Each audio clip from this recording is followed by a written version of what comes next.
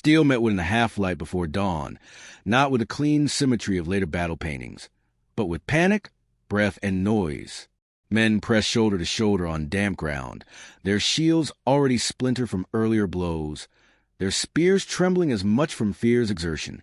This was not a nation defending itself. This was survival at its most primitive, a fight for ground measured in footsteps rather than borders. Long before the idea of a united kingdom existed, this island was already learning a lesson it would repeat for 2,000 years. Whoever controlled violence here would control history. The British Isles were never isolated in the way later mythology suggested. Geography offered water, not safety. The narrow seas invited movement, not separation. And from the earliest recorded moments, the island existed as a strategic object, fertile, defensible, and valuable. Tribal societies fought among themselves long before foreign banners appeared on the horizon, but these conflicts were small, localized, and personal. Warfare was seasonal. Power was fragile.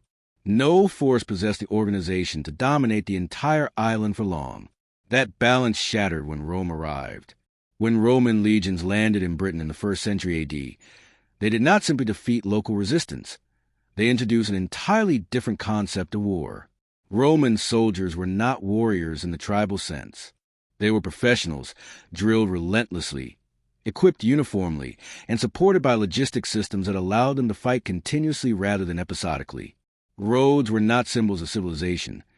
They were arteries of military movement. Forts were not administrative centers. They were instruments of occupation. Against this, the scattered Brittonic tribes stood little chance. Courage was irrelevant when confronted with discipline, formation fighting, and a command structure designed for conquest. Roman control of Britain was never absolute, but it was transformative. The island became accustomed to garrisons, patrols, and the constant presence of organized force. Violence was regulated, institutionalized, and monopolized by the occupier. For nearly 4 centuries, Britain existed as a militarized province at the edge of an empire that understood how to project power. Then, abruptly, that power withdrew. Rome did not fall in Britain through defeat. It simply left. The withdrawal of Roman legions in the early 5th century created a vacuum more dangerous than any invasion. Roads remained, but no army marched on them. Forts stood empty. The local population had grown dependent on imperial defense, and when it vanished, Britain was exposed. There was no unified command, no standing army capable of replacing Roman protection. What followed was not a single catastrophe, but a slow unraveling, as the island reverted to fragmented rule in a world that had become increasingly violent. From across the North Sea came the next wave of military pressure. Saxons, Angles, and Jutes did not arrive as conquerors in the Roman sense. They came as settlers with weapons, migrating into weakness rather than storming strength. Their warfare favored speed, opportunism, and brutality. Coastal raids struck undefended communities, then expanded inland. There was no decisive battle that ended Roman Britain. Instead, there was attrition, displacement, and the steady replacement of one military culture with another. Defensive failures were not the result of incompetence alone, but of structural collapse. Britain had lost the ability to coordinate violence on a large scale. Over time, new kingdoms emerged from this chaos, each built around warbands loyal to individual leaders rather than abstract states. Power was measured in fighters, not territory. These early Anglo-Saxon polities survived through constant conflict, both against one another and against the remnants of earlier populations. Yet even as these kingdoms stabilized, they faced a familiar problem. The sea was never a barrier for long. By the late 8th century, longships began appearing along Britain's coasts. Viking warfare represented another evolutionary leap in how violence was applied. These raiders did not seek territory at first. They sought shock, speed, and psychological dominance. Monasteries were targeted not because they were defenseless, but because they symbolized order. Viking tactics exploited Britain's lack of rapid response capability. By the time local forces assembled, the attackers were gone, carrying wealth and captives back to the sea. This era exposed a fundamental weakness that would haunt Britain repeatedly. Decentralized defense fails against mobile enemies. One kingdom's army could not protect another's coast. One lord's warriors could not arrive in time to stop a raid 50 miles away. Losses mounted not only in lives, but in confidence. Entire regions became accustomed to defeat. In this environment, survival depended not on bravery, but on adaptation. That adaptation emerged most clearly under Alfred of Wessex. Later tradition would crown him with reverence, but his true importance lay not in legend, but in reform. Alfred understood that reactive warfare was unsustainable. He reorganized offenses, establishing fortified settlements positioned to deny raiders freedom of movement. He invested in naval resistance, recognizing that control of waterways was inseparable from control of land.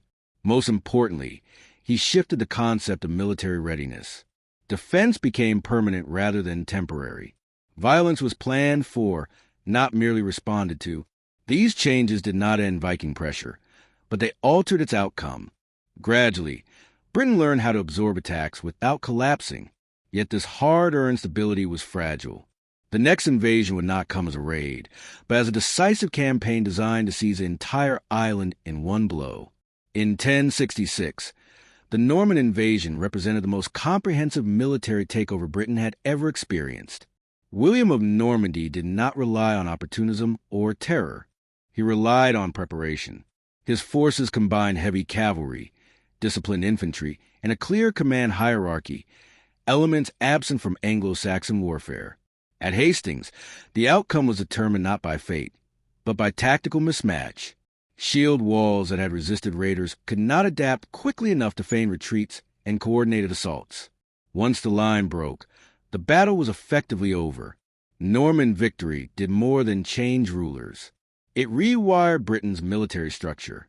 Castles rose across the landscape, not as residences, but as instruments of control. Feudal obligations formalized the relationship between land and military service.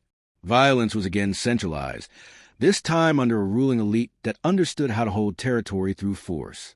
England became a conquest state, its authority resting openly on military dominance rather than cultural consensus. Over the following centuries, that dominance was tested relentlessly. Wars in Wales and Scotland forced adaptation to different terrain and enemy tactics. Campaigns were no longer fought solely on open fields, but in mountains, forests, and contested borders. Britain learned how to project power internally, refining logistics command and siege warfare. These experiences would later define how it fought beyond its shores. By the late medieval period, England was no longer merely surviving invasion. It was exporting war. The longbow, often romanticized, was not a miracle weapon, but a product of institutional commitment. Its effectiveness depended on training, supply, and doctrine. When deployed correctly, it altered the balance between armored elites and massed infantry. Battles in France demonstrated that disciplined common soldiers, equipped and supported properly, could destroy forces built on aristocratic tradition. This was not accidental innovation.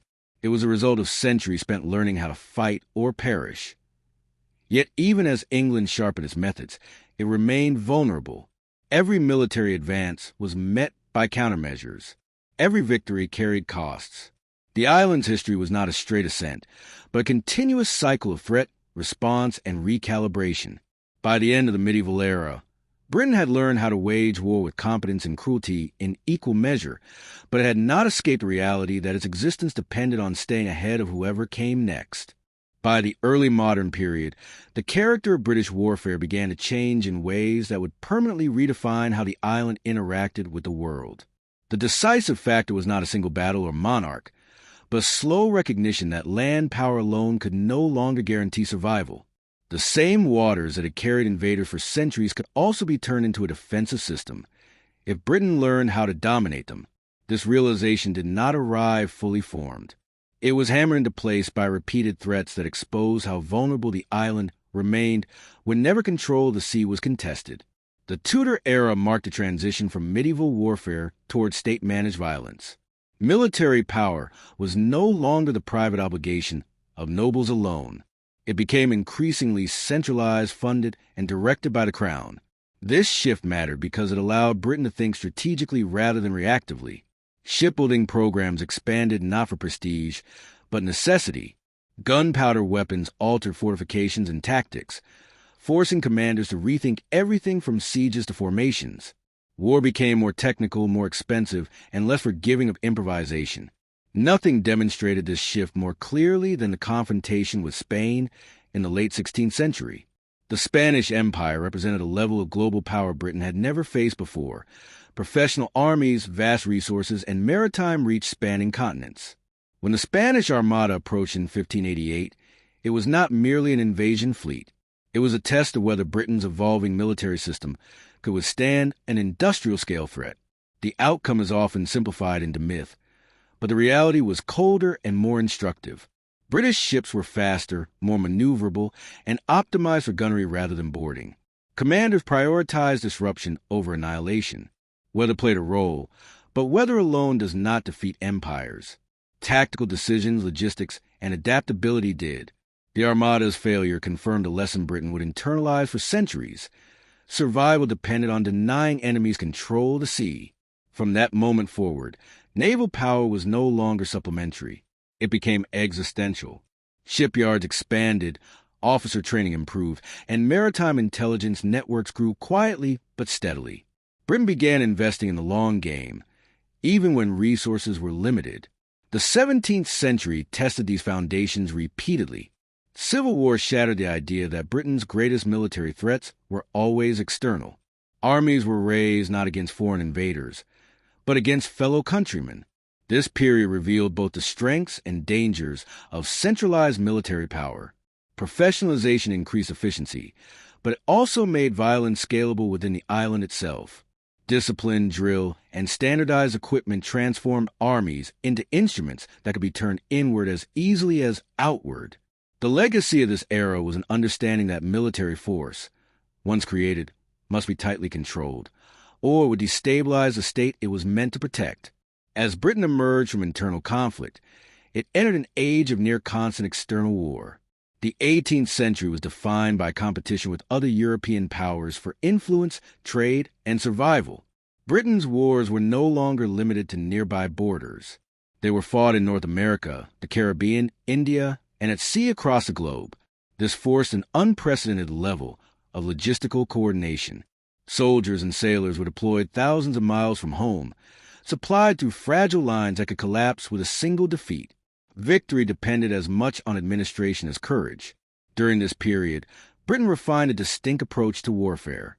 Rather than relying solely on massive standing armies, it leveraged naval dominance to choose when and where to fight.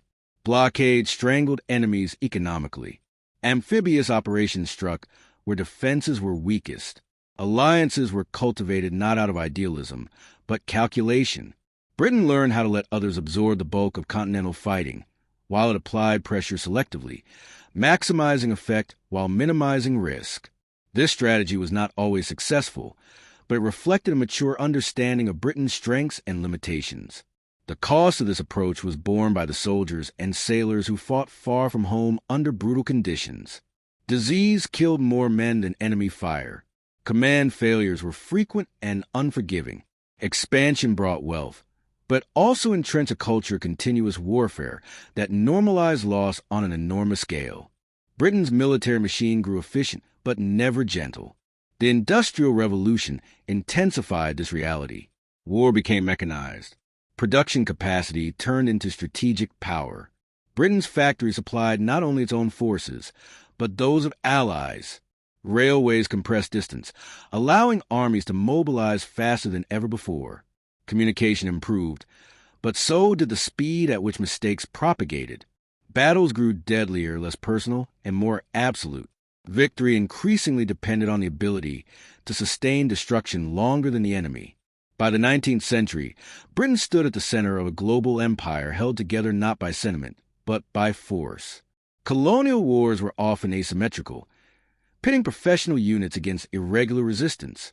These conflicts demanded adaptability, patience, and restraint, qualities not always present.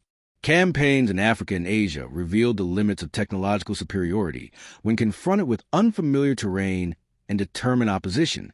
Britain learned, sometimes painfully, that control achieved through violence alone was inherently unstable. Yet the greatest test of Britain's military system arrived in the 20th century, when industrialized warfare reached its most destructive form. The The First World War shattered assumptions that had guided strategy for generations. Mass armies, artillery barges, and attritional stalemates consumed lives at a rate that defied comprehension. Britain entered the conflict with confidence in its navy and professionalism, but the scale of continental warfare exposed gaps in preparation. Adaptation came at a terrible cost. New tactics emerged only after repeated failure. The war forced Britain to mobilize its entire society, blurring the line between civilian and combatant. Survival did not bring relief. Barely a generation later, Britain faced another existential threat. The Second World War was not simply a continuation of earlier conflicts. It was a struggle for national existence under modern conditions. Air power brought the battlefield to cities. Submarine warfare threatened the supply lines that sustained the island. Britain endured not through overwhelming strength, but through coordination, innovation, and endurance. Radar networks, intelligence operations, and industrial resilience compensated for numerical disadvantage. Once again, the island survived by staying just ahead of collapse. The post-war world forced a reckoning. Britain emerged victorious but exhausted. The empire that had fueled its military power could no longer be maintained. Decolonization was not a moral awakening alone. It was a strategic necessity. Maintaining global dominance without sufficient resources was impossible. Britain transitioned from imperial enforcer to allied specialist, integrating its forces into broader coalitions while preserving core capabilities. The military shrank, but professionalism deepened. Conflicts did not disappear. Northern Ireland demonstrated that modern warfare could occur within a state's own borders, requiring intelligence, restraint, and political awareness as much as firepower. Britain adapted again, refining counterinsurgency methods that emphasized control without annihilation. These experiences reinforced a long-standing lesson. Brute force alone rarely resolves complex conflict. By the early 21st century, Britain was no longer the world's dominant military power, but remained shaped by 2,000 years of adaptation under pressure. Its armed forces reflected an accumulated understanding of how quickly advantage can disappear, how costly complacency becomes, and how survival often depends on learning faster than the enemy. The island that had once endured endless invasions had become a nation defined by its response to them, carrying forward a legacy forged not in peace, but in relentless preparation for the next war. What remained after centuries of conflict was not triumph, but memory, layered, scarred, and instructive. Britain entered the modern era carrying the accumulated weight of every adaptation that had kept it alive. The Cold War reframed its military purpose once again. No longer able to act alone on a global scale, Britain repositioned itself within alliances where intelligence, specialization, and interoperability mattered more than mass. Nuclear deterrence replaced invasion defense as the ultimate guarantee of survival. War, now, was less about conquest and more about prevention, miscalculation, and balance. This shift demanded a different kind of military culture. Forces that once expanded endlessly were pared down and professionalized. Training emphasized flexibility, joint operations, and rapid deployment rather than static defense. Britain's historical reliance on maritime access evolved into expeditionary capability. Small, highly trained units operating far from home alongside allies. The island's long familiarity with limited resources fostered a doctrine focused on efficiency rather than scale.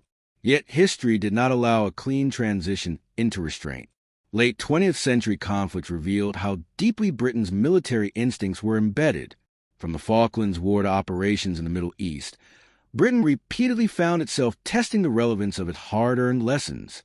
The Falklands Campaign, in particular, exposed the enduring importance of naval power, logistics, and political will. Distance, weather, and limited intelligence recreated conditions that echoed earlier centuries, reminding commanders that geography still mattered. Victory came not from superiority, but from disciplined execution under extreme constraint. Operations in Iraq and Afghanistan posed a different challenge.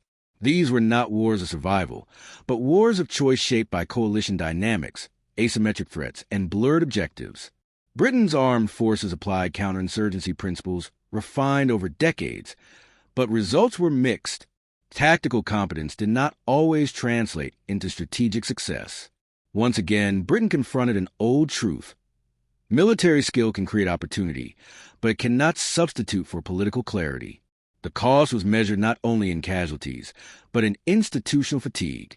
Throughout these modern conflicts, the character of British warfare reflected its long history: emphasis on professionalism over numbers, reliance on intelligence planning and adaptation, a persistent skepticism toward decisive, final victories.